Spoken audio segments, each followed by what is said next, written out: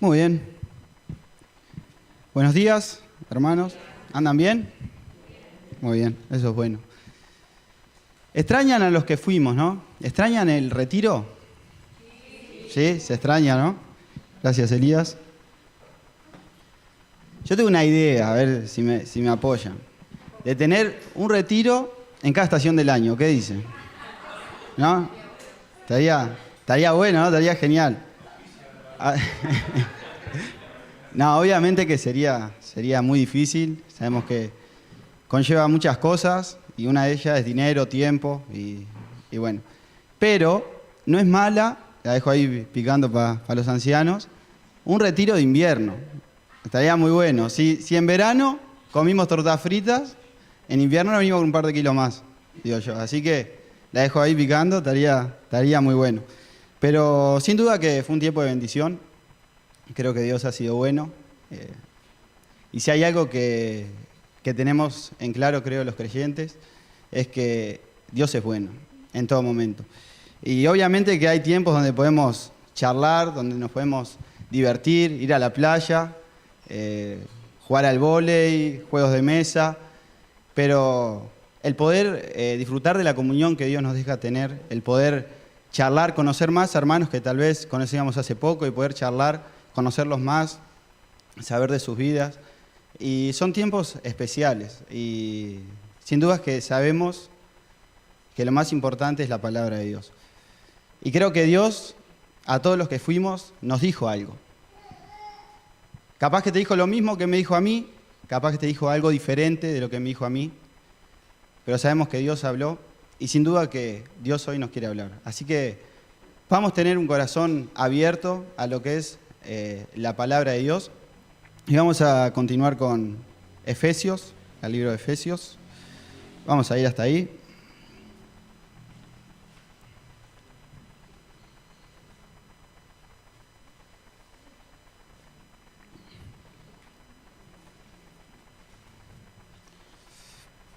Efesios capítulo 1. Vamos a terminar hoy con el capítulo 1. Del versículo 15 al 23. La idea era de que hoy vamos a terminar el capítulo 1 y bueno, no lo vamos a poder terminar porque cuando repasaba esto nunca llegaba al versículo 19, así que no quiero ser muy largo tampoco, sino que el domingo que viene, que le compartir, pueden más o menos empezar de ahí porque está bueno parar un poco en la palabra de Dios y no correr por arriba. Así que bueno, vamos a leer.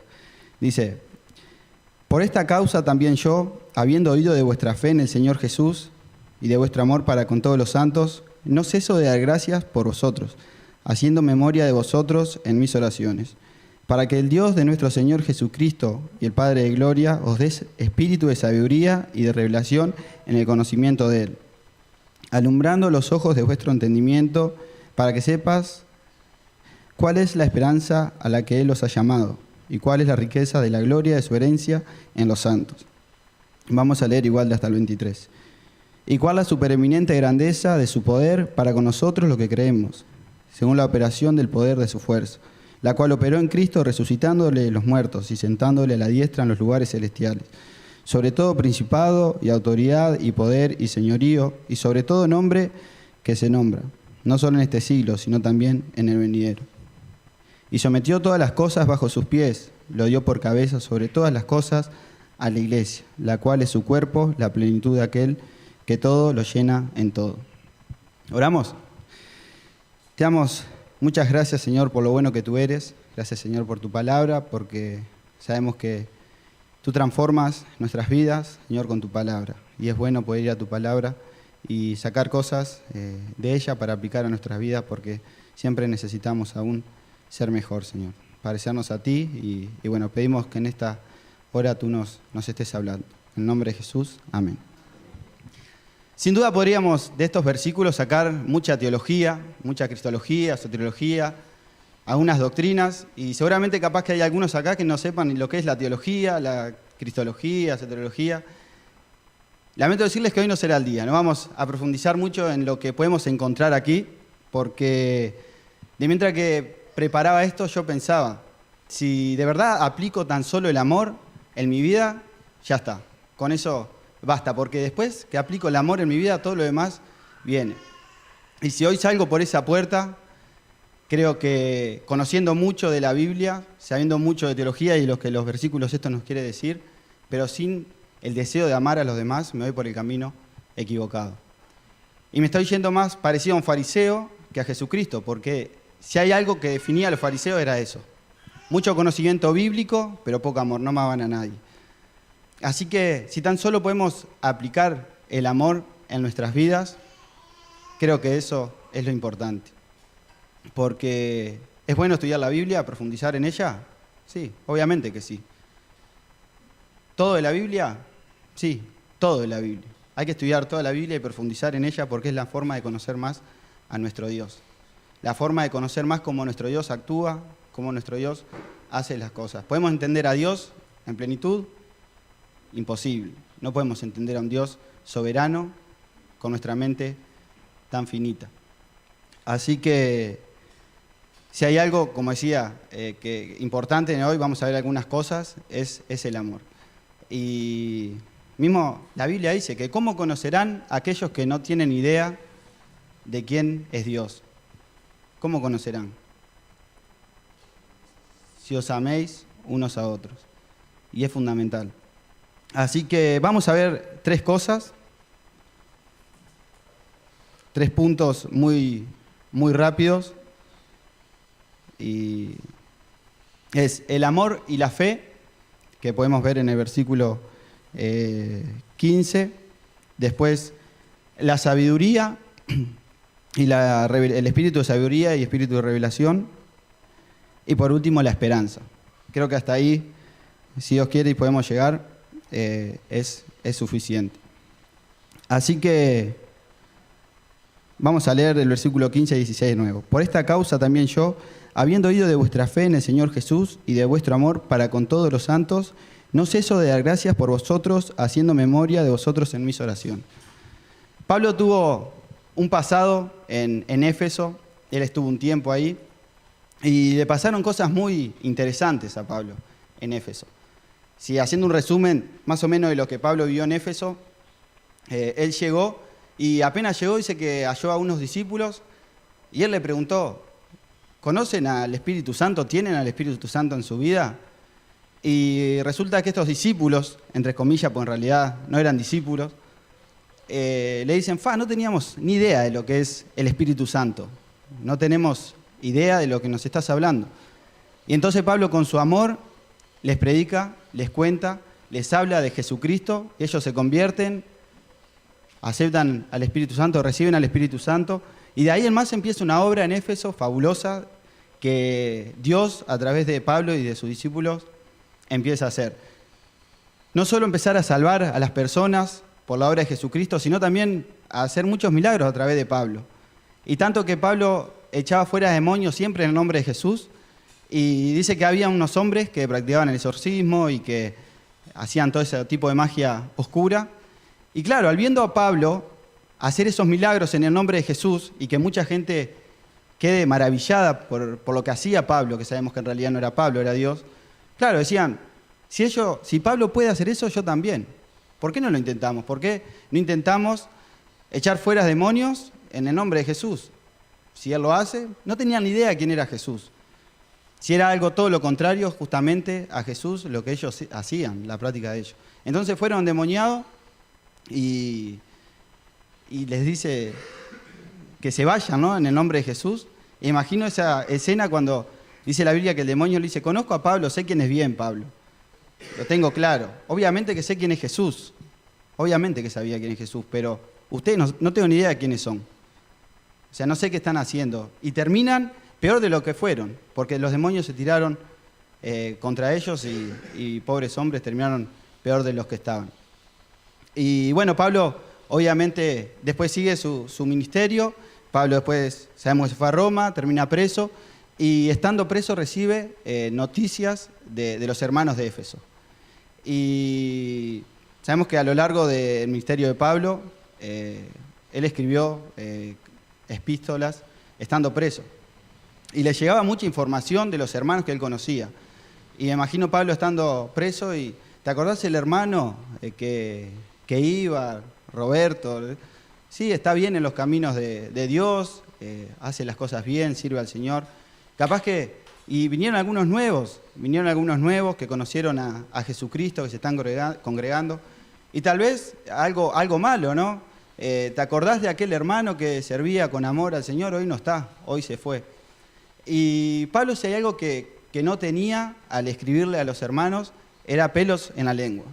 Él, obviamente con el amor de Cristo, él, si lo decimos en palabras al uruguayo, él no era alcahuete, no alcahueteaba a nadie en el hecho de, si vos estás haciendo las cosas mal, todo bien, no pasa nada. Sino que él, estando preso, escribió. Y podemos ver, por ejemplo, a los Gálatas, ¿no? Cuando le escribe Pablo a los Gálatas, pobres Gálatas, Pablo los exhorta, les dice hasta Gálatas insensatos, como conociendo a aquel que una vez los salvó, a Jesucristo el Salvador, que por gracia llegó a ustedes, se desvían de ese evangelio, de esa verdad, para seguir cosas diferentes. Podemos ver también, por ejemplo, a los tesalonicenses, que se convirtieron de los ídolos a Jesucristo. Y Pablo se maravillaba del amor que ellos tenían, de la fe, de cómo predicaban el evangelio, de su testimonio intachable. Y hasta Pablo cuando iba a otras iglesias o venían otros hermanos que hablaban bien de los tesalonicenses y se gloriaba. Pablo dice que me glorío en ustedes por cómo aman. Así que vamos a ir al primer punto, que es el amor y la fe. Sabemos que el amor en la vida cristiana es fundamental, creo que todos aquí estamos de acuerdo. Y el amor va de la mano con muchas cosas, como así va de la mano el temor de Dios y la obediencia, creo que van de la mano. Así como va de la mano el perdón y la humildad. Y el amor creo que va de la mano también con la fe. Creo que el amor es la base donde el cristiano se tiene que parar, y sabemos que el amor puede ir de la mano con muchas cosas. Pero creo que la fe es una de ellas. Y un cristiano tiene que tener estas dos cosas, fe y amor y fe. ¿Y por qué tiene que tener estas dos cosas? Yo voy a poner un ejemplo, voy a usar a Pablo de ejemplo, permiso Pablo de ponerte de ejemplo. Supongamos que estamos hablando con Pablo, ¿no? Y en esa charla estamos hablando de fútbol, estamos hablando de la vida, y de pronto el Pablo me dice: Brandon, ¿tenés fe? Y yo le digo: sí, obvio, Pablo, que tengo fe. ¿Cómo no voy a tener fe? Si Dios me pide que tenga fe, si por fe creemos, porque el fe vivirá, porque el fe es justo, por su fe vivirá, perdón. Y entonces Pablo me dice: bueno, muy bien. Y yo le pregunto después: Pablo, ¿vos tenés fe? Y él me dice: no, vos sabés que la fe ya ahí es complicado, porque es muy difícil creer que Dios tiene la solución en todos los problemas, porque es muy difícil creer en Jonás, que estuvo adentro de un pez 3 días, porque es muy difícil creer en el arca de Noé, Daniel adentro del pozo de los leones, Daniel adentro del coso de la estufa de fuego. Es muy difícil creer en esas cosas. Entonces, vos sabés que fe es complicado. Y entonces él me pregunta: ¿y vos tenés amor? Y yo le digo: vos sabés que el amor me cuesta. Puedo tener mucha fe, pero el amor es complicado para mi vida. ¿Por qué? Y bueno, yo amo a mis hermanos. Cuando digo hermanos, estoy hablando del círculo familiar. Amo tal vez al que me extiende un poco la mano. Amo tal vez al que me ayuda a amarlo.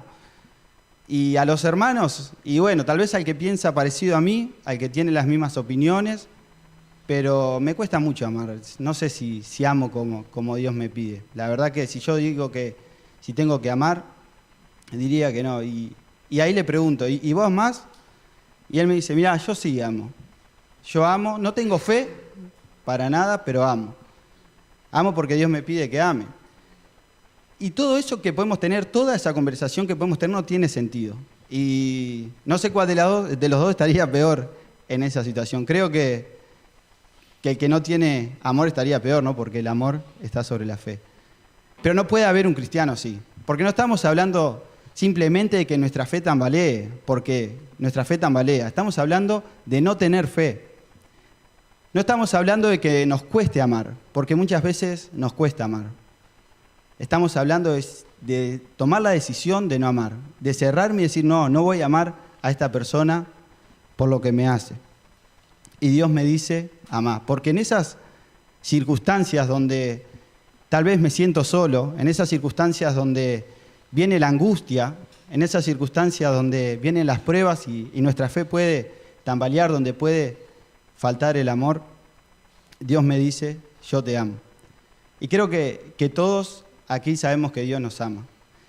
Y este problema que podemos tener, lo tenían los judíos hace más o menos 2600 años atrás lo tenían.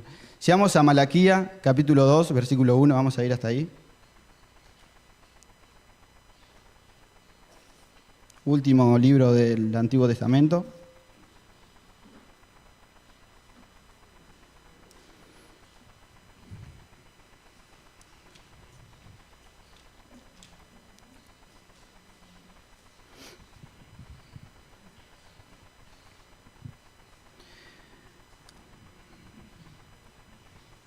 Ustedes saben que los judíos estaban pasando por una situación complicada. Estaban pasando por problemas, por circunstancias complicadas.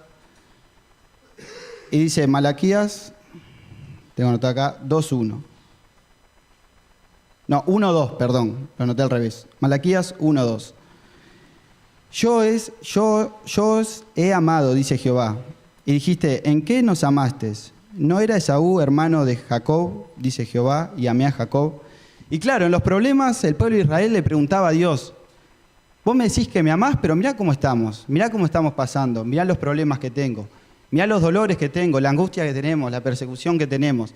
Y aún así me decís que me amás. Y yo me pensaba, ¿no?, en algo que nos puede pasar a nosotros. De creer que Dios en los problemas se olvida de nosotros, de que Dios en los problemas se olvida de sus hijos. Y Dios tiene esa respuesta y podemos tomar esa respuesta hoy para nosotros. Yo te he amado. Dios te ha amado. Y en esos problemas, en esas situaciones complicadas que podamos tener, en esos caminos donde podemos encontrar alguna prueba que Dios nos pone, que nuestra fe nunca falte, porque Dios está con nosotros. Así que Dios nos dice, yo te amo, amamos también. Y ahí es cuando entra el problema, tal vez, ¿no? Ahí es cuando entra lo complicado. Porque en aquel día, cuando estemos frente a Dios, y Dios me pregunte, ¿y qué has hecho? ¿Qué has hecho con tu vida?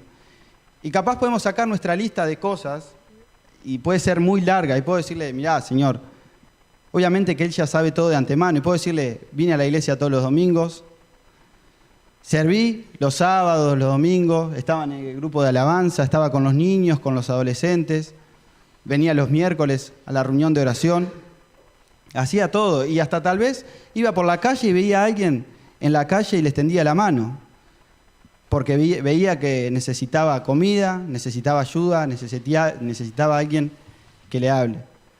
Tal vez puedo sumarle muchas cosas que hice aquí, pero tal vez me esté olvidando de algo fundamental, del segundo gran mandamiento que Jesús nos dio, que está antes de todo eso, porque Jesús dice, un mandamiento nuevo os doy, que os améis unos a otros.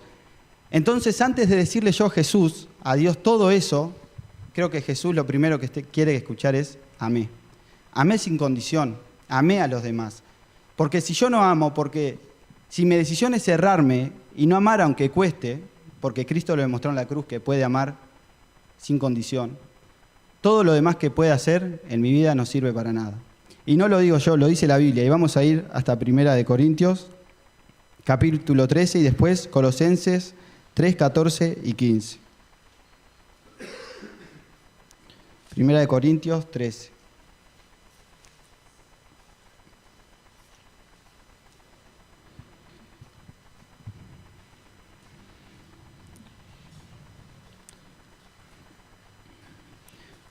Versículo 1 dice, Voy a tomar un poquito de agua, perdón.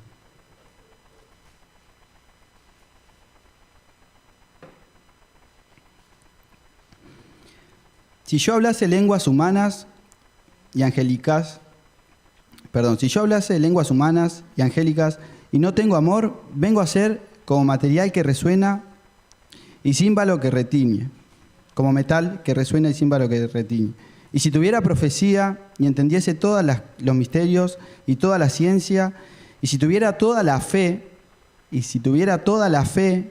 de tal manera que trasladase los montes, y no tengo amor, nada soy. Y a veces no hay que agregar mucho más, ¿no? Porque la Biblia es clara. Puedo hacer todo, puedo tener tremenda fe en mi vida, pero si no tengo amor, no soy nada. Colosenses 3, 14 y 15.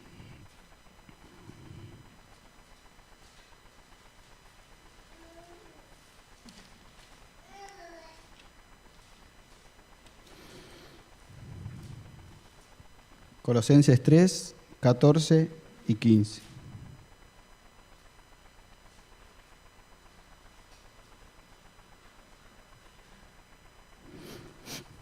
Y dice, y sobre todas estas cosas vestidos de amor, que es el vínculo perfecto, y la paz de Dios gobierna en vuestros corazones, y a la que asimismo fuisteis llamados en un solo cuerpo, y sed agradecidos. Sobre todo estas cosas vestidos de amor. Y creo que el amor en nuestros corazones provoca muchas cosas. El amor trae generosidad, y vimos un poco de eso creo que en el retiro. El amor trae generosidad, el amor da sin esperar nada a cambio. El amor perdona, se anticipa el amor al perdón. Antes que te pidan perdón, ya has perdonado. El amor trae, tal vez cuando a un hermano le va bien, disfrutar con el hermano. Eso trae el amor también. El amor trae empatía hacia los demás, a los que están en las calles perdidos. El amor trae gracia, misericordia. Y podemos seguir hasta mañana diciendo cosas que trae el amor. Y creo que Dios en esta mañana nos quiere decir que amemos, sin condición, sin esperar nada a cambio. Porque hay algo fundamental que dice la Biblia: el que no ama no ha conocido a Dios. Y ahí ya no tengo excusa. Y no estamos hablando, como decía hoy, el simple hecho de que tenemos que pensar todos los mismos y tener siempre la misma opinión, amar uno más que a otro, llevarme mejor con algunos que otros. No estamos hablando de eso. Somos seres humanos y muchas veces nos cuesta amar. Muchas veces nos cuesta tener fe y podemos decir, no, Brandon, un hijo de Dios, ¿cómo le va a costar tener fe? ¿Cómo le va a costar confiar en Dios? Su fe nunca tiembla, su fe nunca tambalea. Y capaz que simplemente hace falta abrir un poco nuestro corazón y ser un poco más sinceros con nosotros mismos. ¿Cuántas veces hemos visto que nuestra fe tambalea en los caminos del Señor? ¿Cuántas veces hemos visto que nos cuesta amar? Porque nos cuesta amar. Pero acá, como decía, no estamos hablando de que nos cueste o que sea difícil, sino el hecho de no querer amar. Porque el que no ama no ha conocido a Dios, porque Dios es amor. Y vamos a leer ese versículo.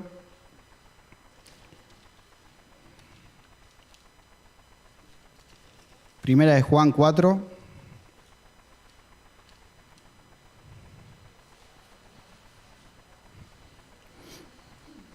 Primera de Juan capítulo 4, versículos 7 y 8. Amados, amémonos unos a otros porque el amor de Dios, amados, amémonos unos a otros porque el amor es de Dios. Todo aquel que ama es nacido de Dios y conoce a Dios. El que no ama no ha conocido a Dios porque Dios es amor. Contundente. Y no tengo excusa. Y me tengo que preguntar hoy si de verdad estoy amando, porque si no estoy amando, me tengo que preguntar si he conocido a Jesús.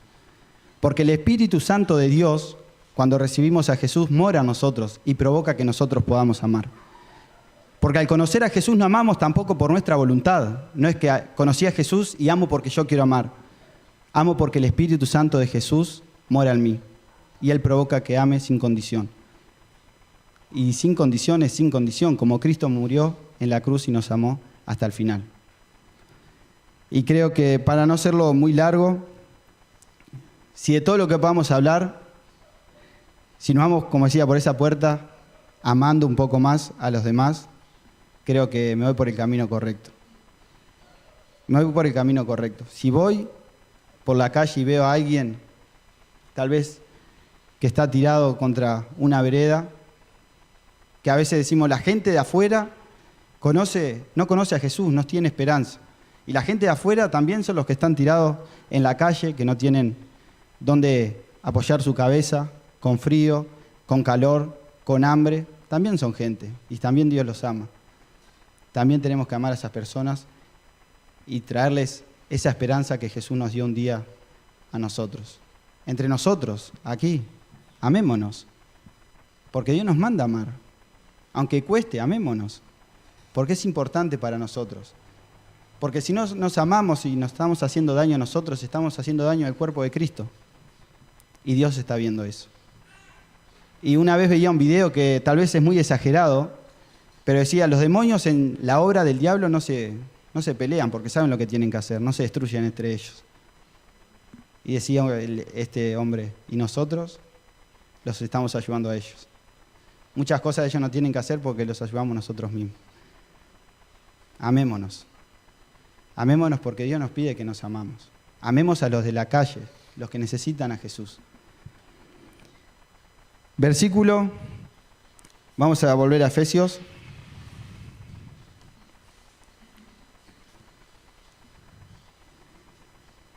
Por esta causa también yo, habiendo oído de vuestra fe en el Señor. La fe. Y podríamos estar 2 horas seguidas hablando de hombres y mujeres que se dejaron usar por Dios y tuvieron grande fe en la palabra de Dios. Podemos poner ejemplo de Abraham. Y ahí está Abraham con casi 100 años y Dios, sabemos que Abraham no tenía hijos. Y Dios le dice, vas a tener una descendencia. Y claro, con 100 años Abraham le dice, bueno, te creo, sí, está bien. ¿Y quién va a ser el mayordomo mío, el criado, va a ser mi descendencia? Y Dios le dice, no, va a ser tu hijo. Y bueno, Abraham, sí, bueno, te creo porque tú eres soberano. ¿Y la madre quién va a ser? Y Dios le dice Sara. Y dice que Sara estaba escuchando atrás de una puerta y claro, se rió. ¿Y por qué se rió Sara? Porque también tenía casi 100 años y sobre todo eso, como si no fuera tan importante, era estéril. Y Abraham le creyó a Dios. Y eso es una prueba de que la fe en Dios hace que lo imposible para el ser humano pueda ser posible. No por las fuerzas de nosotros, sino por las fuerzas de aquel que todo lo imposible puede hacer posible. Podemos poner otra historia, la historia de Job. Capaz que la historia de Job no lo veamos como algo de fe, sino que a veces lo vemos como otras cosas, otros ejemplos. Pero sin duda que la historia de Job fue una historia de fe. Y ahí está Job teniendo todo, una hermosa familia, una esposa. Sin duda que tal vez algún que otro dolor físico tenía, pero estaba bien físicamente. También tenía muchas riquezas. Se acuesta un día teniendo todas las riquezas y se levanta no teniendo nada. Se acuesta teniendo una hermosa familia y perdió todos los hijos al otro día. Y como si fuera poco, dice que, bueno, sabemos más o menos la historia de lo que pasó, y agarró una sarna muy maligna. Y dice que sentado en ceniza, o sea, literalmente donde quemaban la basura, porque estaba ahí, y agarró un pedazo de teja, porque seguramente con los dedos no podía rascarse, y se rascaba con la teja.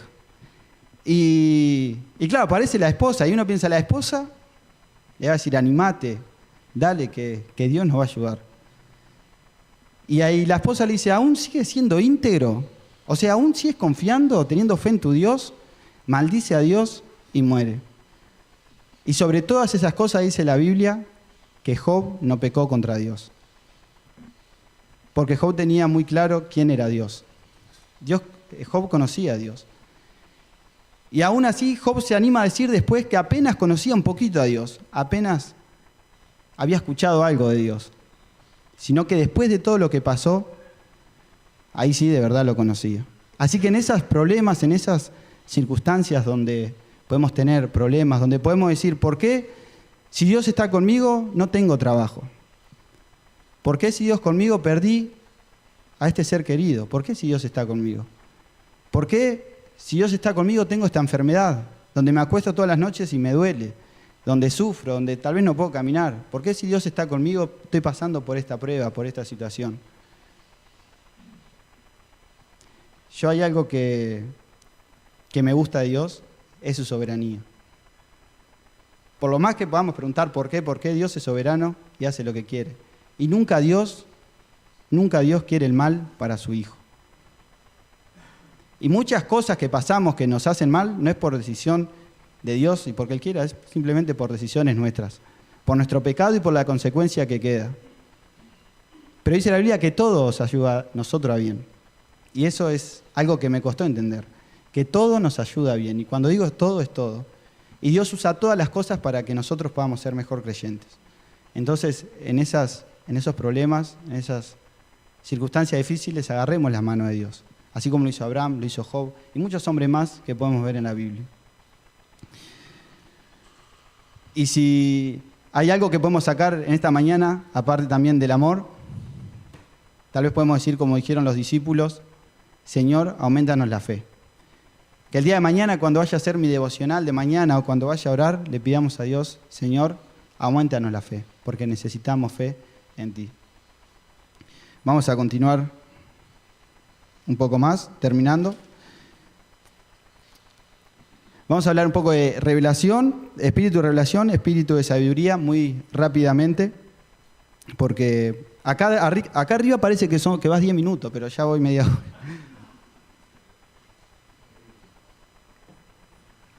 Muy bien.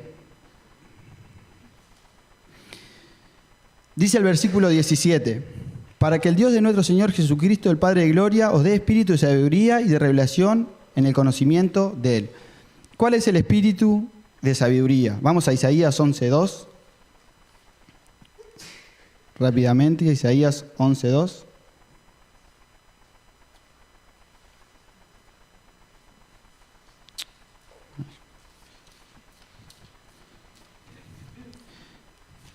Dice así. Y reposará sobre él el espíritu de Jehová, espíritu de sabiduría y de inteligencia. El Espíritu Santo de Dios es el espíritu de sabiduría. Porque a veces pensamos y leemos estos versículos y decimos, hay un espíritu de sabiduría, hay un espíritu de inteligencia, hay un espíritu de revelación, hay un espíritu de misericordia, hay un espíritu de gracia. No, el Espíritu Santo de Dios es el todo. El Espíritu Santo de Dios es el espíritu de sabiduría, hay uno solo. Y en esa oración de fe, de decirle a Dios, aumentanos la fe, también podemos agregar, aumentanos la sabiduría, porque Dios lo dice. El que tiene falta de sabiduría, pídasela a Dios, el cual da. Y antes, creo, de pedirle sabiduría a Dios, tenemos que pasar por Proverbios 1:7. ¿Alguien conoce Proverbios 1:7? El principio de la sabiduría es el temor a Jehová. O sea, para empezar en el camino de la sabiduría y ser sabios, no es mis capacidades, no es mis talentos, mis dones, ni nada. El principio de la sabiduría es el temor a Jehová. ¿Y qué es el temor?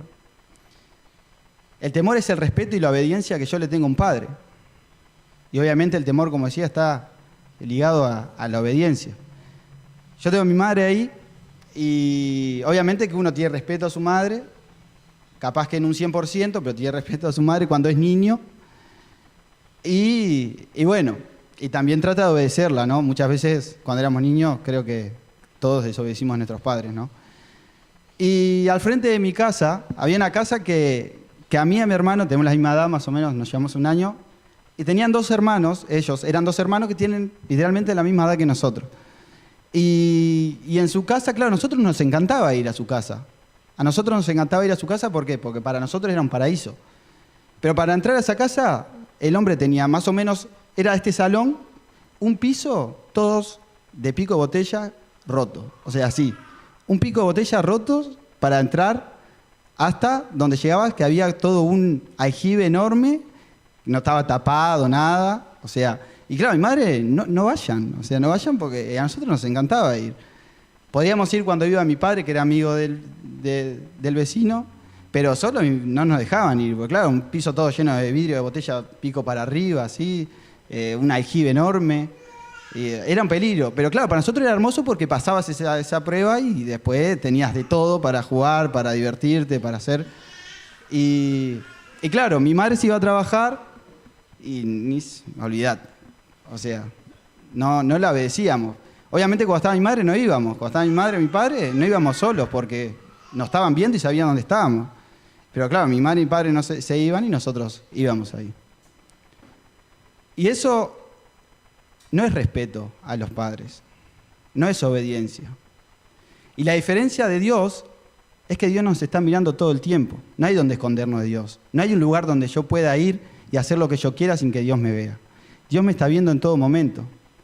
Y eso es el temor a Jehová. Es ese respeto de saber que Dios me está mirando en todo momento, que tengo que en todo momento pensar como pensó Jesús y decir, ¿eso Jesús lo hacía? ¿Eso Jesús lo haría? ¿Qué me está pidiendo Dios que haga en esta situación? Y siguiendo un poco más, pidámosle a Dios sabiduría para obedecerle a Él. Porque la Biblia dice que el principio de la sabiduría es el temor a Jehová.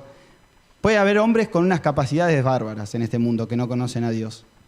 Pueden haber hombres que estudiaron las mejores facultades, que tienen 123 títulos, 123 idiomas, muchas capacidades y talentos, pero si no conocen a Dios, no son sabios, porque el principio de la sabiduría justamente es el temor a Jehová. Espíritu de revelación, 1 Corintios 2, 9 y 10.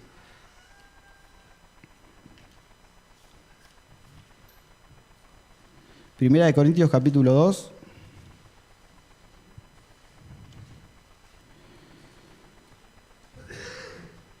Nueve y 10. Dice, antes bien, como está escrito, cosas que ojo no vio, ni oído yo, ni han subido en el corazón del hombre, ni han subido al corazón del hombre, son las cosas que Dios ha preparado para los que le aman. Pero Dios nos las reveló a nosotros por el Espíritu, porque el Espíritu todo lo escudriña aún lo profundo de Dios. Otra vez, el Espíritu de sabiduría es el Espíritu de Dios.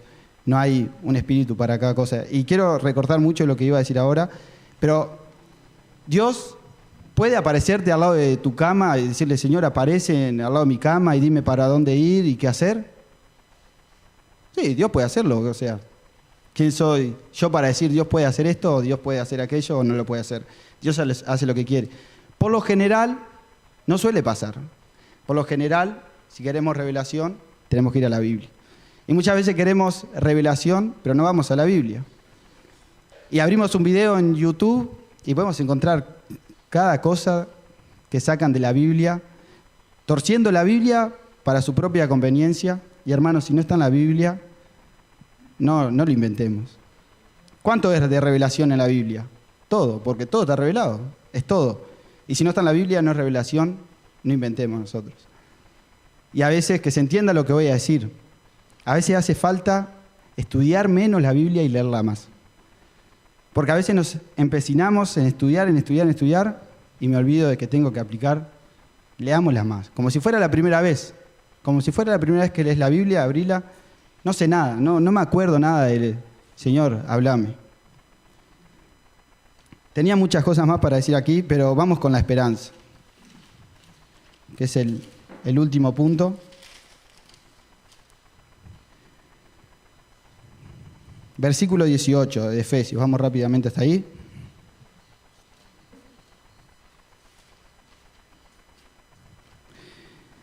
Dice, alumbrando los ojos de vuestro entendimiento, para que sepas cuál es la esperanza a que los ha llamado, y cuáles las riquezas de la gloria de su herencia en los santos. Colosenses 1:27, estamos cerquita ahí.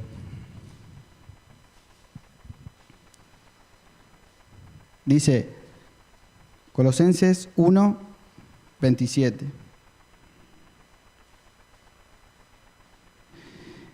a quien Dios quiso dar a conocer las riquezas de la gloria de este misterio entre los gentiles, que es Cristo en vosotros, esperanza de gloria. Hay dos tipos de personas en esta tierra: los que tienen esperanza o los que no tienen esperanza. Es decir, los que tienen a Cristo o los que no tienen a Cristo. No hay punto medio. Si tenés a Cristo, tenés esperanza. Si no tenés a Cristo, no tenés esperanza. Y podemos decir, tenemos esperanzas vanas. Yo puedo tener la esperanza de que Peñarol el día de mañana pueda ganar otra Libertadores. Es una esperanza, sí, pero es una esperanza vana, no sirve para nada. Pero ¿cuál es la verdadera esperanza que tenemos? Jesús y sus promesas, Jesús y su misericordia, Jesús y su gracia, Jesús y lo que hizo por nosotros. Y eso es algo que es muy importante, ¿no? Porque tenemos esperanza y, como decía hoy, la gente del mundo no la tiene. La gente del mundo no tiene esperanza. Y si hay algo que no puede decir la gente del mundo es perdido la esperanza. Estoy solo, desanimado, ya no tengo esperanza, ya tenía algo de ilusión, de esperanza y ya no la tengo. O sea, no puede decir eso porque no podés tener algo o perder o dejar de tener algo que nunca tuviste. Porque el que no tiene a Cristo en su vida nunca tuvo esperanza. Y el cristiano tampoco puede decir he perdido la esperanza porque Cristo no se pierde. Por más que nos cueste a veces entenderlo, Cristo siempre está ahí. Y como decía, ¿no? Hoy de la gente de la calle sin esperanza, familias sin esperanza. Muchos niños de la escuelita que tenemos hoy viven una vida que la verdad que es muy triste. Es muy triste. Y a veces pasamos por la calle y vemos a alguien sufriendo, tirado, sin comer. Y decimos, y bueno, él quiso estar ahí.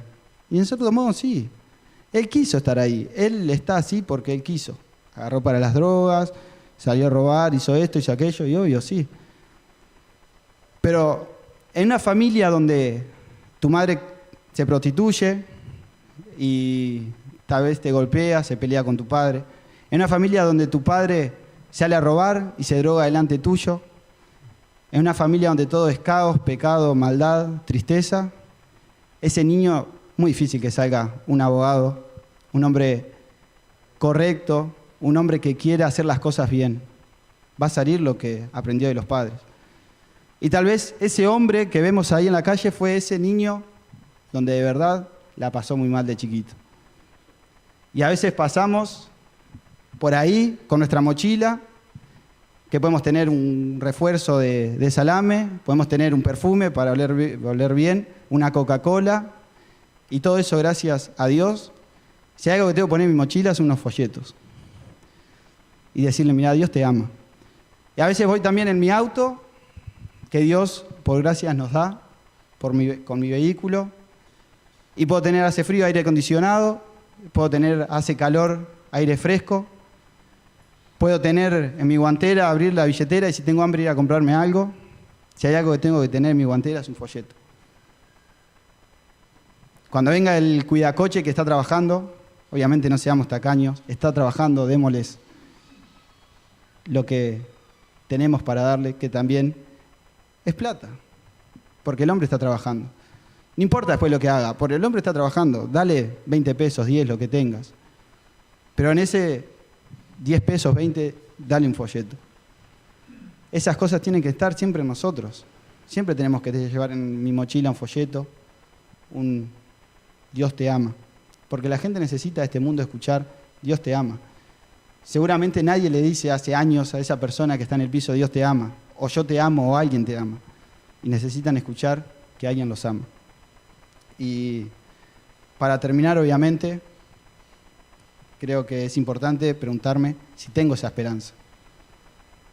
Y si simplemente es una vida donde vengo a la iglesia, estoy, sirvo, pero no he pedido perdón a Jesús por mis pecados. Tengamos eso presente. Cristo te quiere salvar. Hoy es el día de salvación, dice Jesús.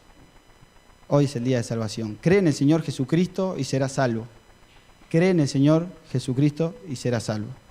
No hay que hacer más nada, sino por gracia ser salvos. Y llevarle a aquellos que necesitan de esta esperanza, llevarle a aquellos que necesitan esta salvación, la palabra de Dios y lo que Dios hizo por ellos. ¿Oramos? Te damos gracias, Señor y Padre, por lo bueno que tú eres. Gracias, Señor, por la salvación que nos has dado, porque sabemos que por gracia somos salvos, Señor, y no es por nosotros, no es por obras, no es por nuestras capacidades, sino por tu gracia, Señor, tu gracia que nos alcanza, que nos llena, Señor, y hoy tenemos esperanza que eres tú, Señor. Ayúdanos a llevar esa esperanza a aquellos que lo necesitan, Señor. El mundo está perdido, Señor, y nosotros tenemos en nuestras manos la solución que eres tú, Señor. Te damos gracias, Señor, por lo bueno que tú eres, y dejamos este momento en tus manos, en el nombre de Jesús. Amén.